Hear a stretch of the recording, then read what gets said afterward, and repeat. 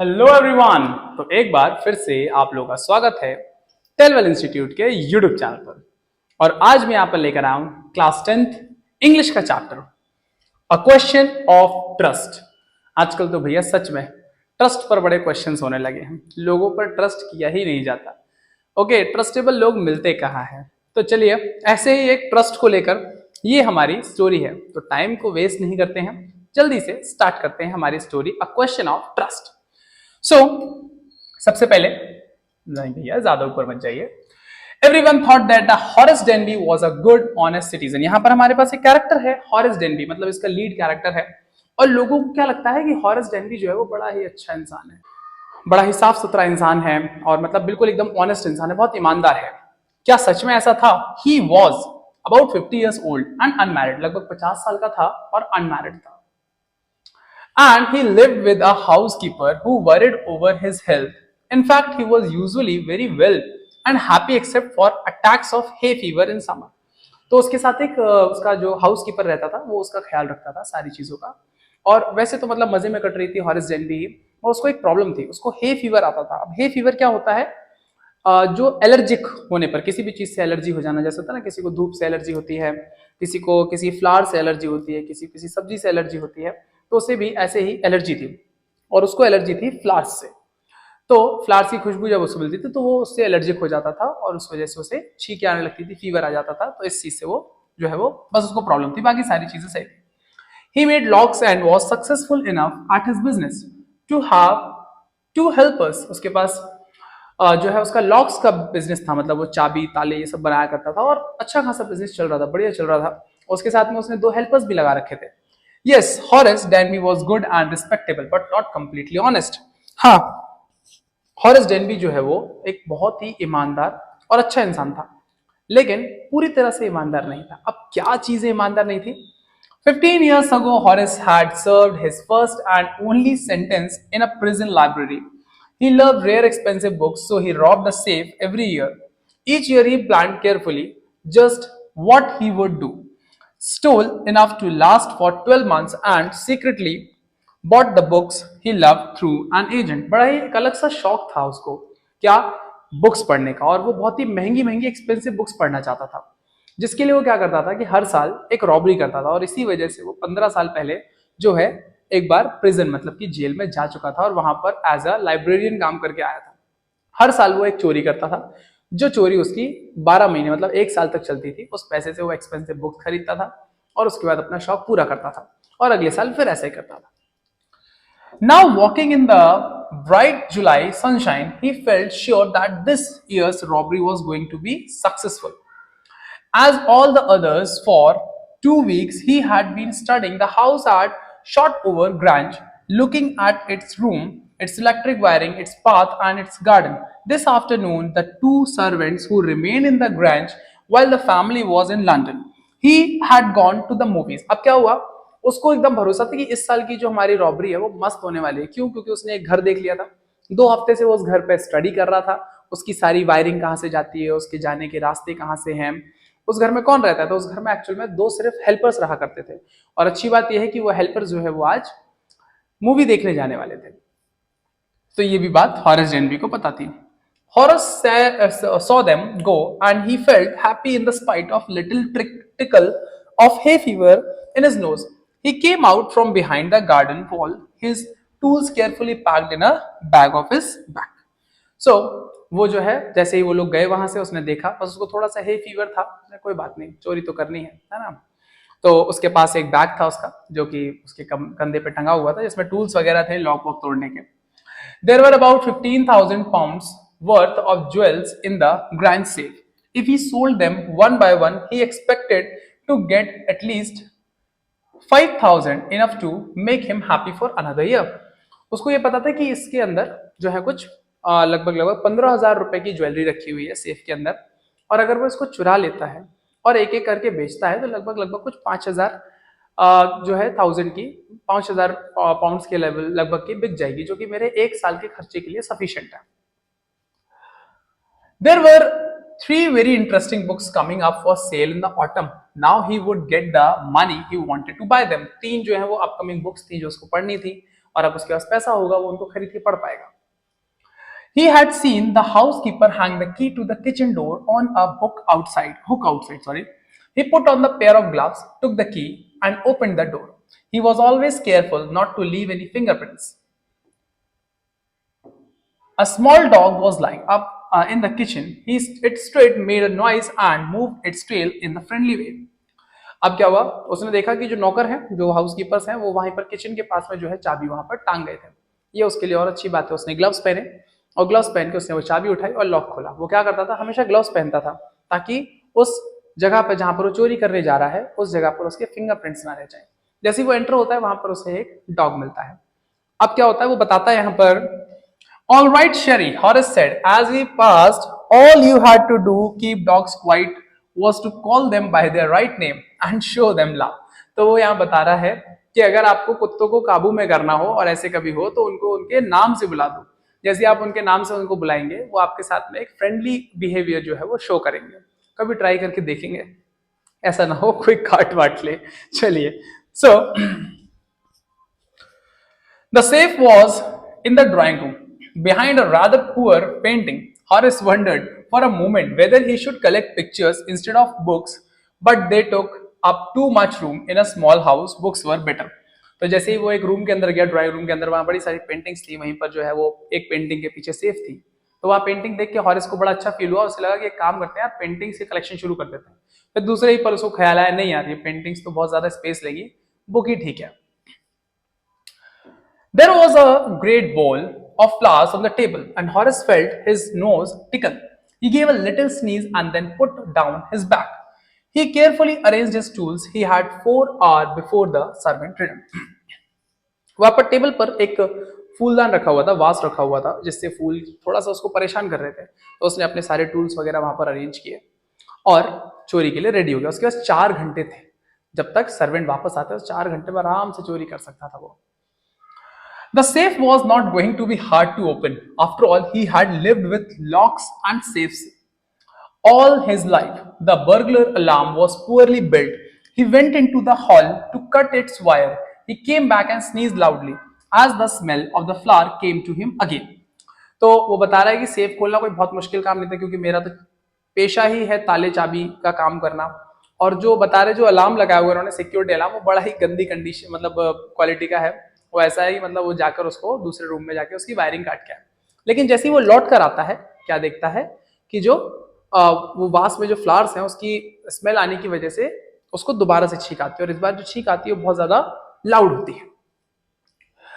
How foolish people are when they own valuable things. Horace thought a magazine article had described his house, giving a plan of all the rooms and the picture of this room.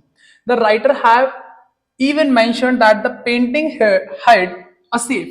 तो मतलब वो बता रहा है कि यार कितने बेवकूफ लोग हैं, मैगजीन में सारा कुछ लेखा जोखा है इसके बारे में. मतलब ये तक लिखा हुआ है कि जो सेफ है वो इस पेंटिंग के पीछे है. मतलब बड़े आराम से उसको सेफ भी मिल गई.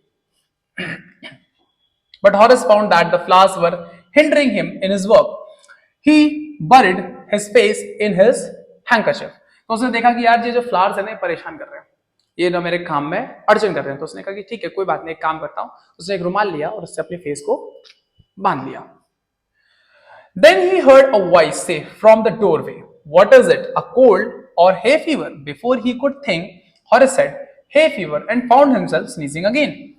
अब वो कुछ काम अपना शुरू करता है, इससे पहले एक आवाज आती है कि क्या है ये, सर्दी जुकाम है आपको या हे फीवर, एलर्जी है. तो वो सोच नहीं पाता और एकदम से बोल पड़ता है क्या कि hay fever. The voice went on, "You can cure it with the special treatment. You know, if you find out just what plant give you the disease, I think you had better see a doctor. If you are serious about your work, I heard you from the top of the house just now." तो वो बता रही है कि वहां पर एक lady है जिसकी आवाज आ रही है. तो बोल रही है कि अगर तुम्हें पता चल जाए कि किस फ्लावर से तुम्हें दिक्कत है तो तुम शायद इसको डॉक्टर से सही सलाह लेकर इसको सही कर सकते हो. और मैंने ये आवाज जो है वो ऊपर से सुनी. अब तो भैया कोई आ गया घर में, अब क्या होगा, चलिए देखते हैं. It was a quite kindly voice but one with the firmness in it. A woman was standing in the doorway and Sherry was rubbing against her. She was young, quite pretty, and was dressed in red. She walk to the fire place and strain the ornaments there. तो वहां पर अभी आवाज किसकी थी? एक lady की, बड़ी ही अच्छी सी सुंदर सी लाल कलर की ड्रेस में एक लेडी वहां खड़ी हुई थी। शेरी जो है उसके पैर के पास बैठे हुए थे। मतलब सीधी सी बात है, उसकी आवाज जो थी पोलाइट थी, लेकिन एक फॉर्मनेस थी, मतलब कि एक मालिकाना टाइप की आवाज थी कि उसको जैसे वो घर की मालकिन हो। डाउन शेरी शी सेड, उसने बोला शेरी बैठो बेटा। Sorry, anyone would think I had been away for a month. She smiled at Horace and went on. However, I came back just in time. True, I didn't expect to meet a burglar. तो उसने बोला कि सब लोग को लग रहा होगा कि मैं शायद एक महीने से बाहर हूं, लेकिन मैं वापस आई और मैंने एक्सपेक्ट नहीं किया था कि मैं जब वापस आऊंगी तो मुझे एक चोर अपने घर में मिलेगा। Horace had some hope because she seemed to be amused at meeting him. He might avoid trouble if he treated her the right way. He replied, I didn't expect to meet one of the family. तो उसको लगा यार ठीक lady है और good नेचर्ड है, अगर मैं इससे अच्छे से बात करूंगा, अच्छे से टैकल करूंगा तो शायद मैं प्रॉब्लम में ना आऊं और शायद ये मुझे जाने दे। तो उसने भी रिप्लाई कर दिया कि आपको बर्गलर की एक्सपेक्टेशन नहीं थी और मुझे फैमिली की किसी मेंबर के घर में होने की एक्सपेक्टेशन नहीं थी। So she nodded. I see what an inconvenience it is for you to meet me. What are you going to do? Horace said. My first thought was to run. Of course, you could do that, but I would telephone the police and tell them all about you. They'll get you at once. तो उसने बोला हाँ समझ सकती हूँ मैं कि मेरे आने की वजह से दिक्कत तो ही होगी, लेकिन वैसे तुम करने क्या वाले थे? तो उसने बोला कि वैसे तो मेरा प्लान अब सिर्फ भागने का हो रहा है। तो उसने बोला हाँ तुम कर सकते हो ऐसा, लेकिन मैं पुलिस को इन्फॉर्म कर दूंगा और पुलिस जो है वो तुम्हें पकड़ लेगी। ये रहे हॉरेस डेनबी और ये रही madam. So Horace said, I would of course cut the telephone wires first, and then he hesitated, a smile on his face. I would make sure that you could do nothing for some time. A few hours would be enough. She looked to him seriously. You had heard me. Horace paused and then said, I think I was trying to frighten you when I said that. So, अब यहां पर वो बोलता है कि नहीं मैं इतना भी बेवकूफ नहीं हूं, मैंने टेलीफोन वायर्स तो पहले ही काट दी थी और आप कुछ भी नहीं कर सकते अभी जब तक कि एक मक्खी बड़ा परेशान कर रही है, डिस्प्ले बोर्ड चला रही है। लगता है पहले जन्म में टीचर रही होगी। कहाँ है भाई, इस तरफ आ गई क्या? चलिए डिजिटल बोर्ड चलाने का शौक चढ़ रहा होगा, कोई बात नहीं। चलिए हम अपनी स्टोरी आगे करते हैं स्टार्ट। तो वो बोलता है कि और थोड़ा टाइम तो आपको लगेगा और few hours are enough for me, थोड़ा जो इतना टाइम जो है वो मेरे लिए सफिशिएंट होगा। तो वो बोलती है कि तुमने मुझे हर्ट किया। वो कहता नहीं मुझे मेरा ये इंटेंशन नहीं था, मैं तो आपको थोड़ा सा अम्यूज करना चाह रहा था, थोड़ा सा फ्राइटन करना चाह रहा था, थोड़ा सा मतलब आपको हंसी मजाक में ऐसे डील करना चाह रहा था। So you didn't frighten me. Horace suggested it would be nice if you would. ये रही वो मक्खी भैया, टीचर मक्खी क्या करना चाह, ओहो वेरी गुड वेरी गुड, क्या करना चाहते हैं? चलिए गई लगता है, चलो तब तक पढ़ लेते हैं। दोबारा आएंगे तो फिर डिजिटल बोर्ड चलाएंगे। So उसने बोला कि Horace suggested it would be nice if you would forget you ever saw me. Let me go. The voice was suddenly sharp. Why should I? You are going to rob me. If I let you go, you will only rob someone else. Society must be protected from men like you. उसने बोला एक और तरीका है मेरे पास, एक काम करिए आप भूल ही जाइए कि आपने मेरे को कभी देखा था। तो उसने बोला कि ऐसा क्यों करूं मैं ऐसा क्यों करूं? मुझे तो बल्कि तुम्हारी कंप्लेन करनी चाहिए, सोसाइटी को तुम जैसे लोगों से प्रोटेक्ट करना चाहिए। Horace smiled. I am not a man who threatens society. I steal only from those who have a lot of money. I steal for a very good reason, and I hate the thought of prison. तो उसने बोला कि नहीं मैं चोर नहीं हूं, मैं ऐसे हर किसी के यहाँ चोरी नहीं करता, मैं सिर्फ उनके यहाँ चोरी करता हूँ जिनके पास बहुत सारा पैसा होता है, और मैं मतलब बहुत अलग रीजन की वजह से चोरी करता हूँ, किताबों वगैरह की वजह से चोरी करता हूँ, और मुझे ना जेल जाने से बड़ा डर लगता है। She laughed and he begged, thinking that he had persuaded her. Look, I have no right to ask you for anything, but I am desperate. Let me go and I promise never to do this kind of thing again. I really mean it. उसने बोला कि देखिए please आप मुझे जाने दीजिए, मैं कभी भी ये काम दोबारा से ऐसा नहीं करूंगा। She was silent, watching him closely. Then she said, "You are really afraid of going to prison, aren't you?" तो उसने बोला कि हाँ लग रहा है तुम सच में ना जेल जाने से तो पक्का बहुत डरते हो। तो उसने बोला है ना। She came over to him, shaking her head. I have always liked the wrong kind of people. She picked up a silver box from the table and took a cigarette from it. Horace, eager to please her and seeing that she might help him, took off his gloves and gave her his cigarette lighter. तो उसने बोला कि मुझे हमेशा से इस type के लोग बहुत पसंद है, और उसने वहां से एक सिल्वर बॉक्स उठाया, उसमें सिगरेट निकाली। अब भैया जो हॉरिस डेनवी थे वो तो डरे हुए थे, तो उन्होंने फटाफट जो है ग्लव्स उतार के अपनी जेब से लाइटर निकाल के मैडम की सिगरेट जलाई। मैडम पीजिए आप। So, yes, but only if you will do something for me. Anything you say. Before you we left for London, I promised my husband to take my jewels to our bank, but I left them here in the safe. I want to wear them to a party tonight, so I came down to get them back. So उसने बोला कि ठीक है, मैं तुम्हें जाने दूंगी, लेकिन अगर तुम मेरा एक काम कर दो तो उसने बोला बिल्कुल जैसा आप बोले मैं बिल्कुल कर दूंगा। उसने बोला देखो, जब मेरे हस्बैंड यहाँ से जा रहे थे तो मैंने उनको बोला था कि ज्वेलरी मेरी जो है वो अपने साथ ले जाओ, लेकिन वो भूल गए, और मेरे को आज वो ज्वेलरी जो है वो एक पार्टी में पहननी है। लेकिन बोल के वो रुक गई। Horace smiled. You have forgotten the number to open the safe, haven't you? उसने बोला हाँ, और आप जो है वो सेफ का पासवर्ड भूल गई हैं, है ना? Yes, replied the young lady. Young lady बोलती बिल्कुल सही बच्चे। Just मतलब बच्चे नहीं बोला था उन्होंने, sorry. Just leave it to me and you will have them within an hour. But I'll have to break your safe. Don't worry about that. My husband won't be here for a month and I'll have the safe mended by that time. तो उसने बोला अरे आप बिल्कुल चिंता मत करिए, मैं हूं ना, मैं आपकी जो तिजोरी है वो अभी 1 घंटे के अंदर खोल के देता हूँ, 1 घंटे के अंदर अंदर, लेकिन उसके लिए मुझे इसे तोड़ना पड़ेगा। क्या आप रेडी हैं? तो उसने बोला हाँ कोई दिक्कत नहीं है, मेरे हस्बैंड अभी 1 महीने तक यहाँ नहीं है और जब तक वो आएंगे तब तक मैं इसको सही करा लूंगी। ठीक है। And within an hour, Horace had opened the safe, given her the jewels,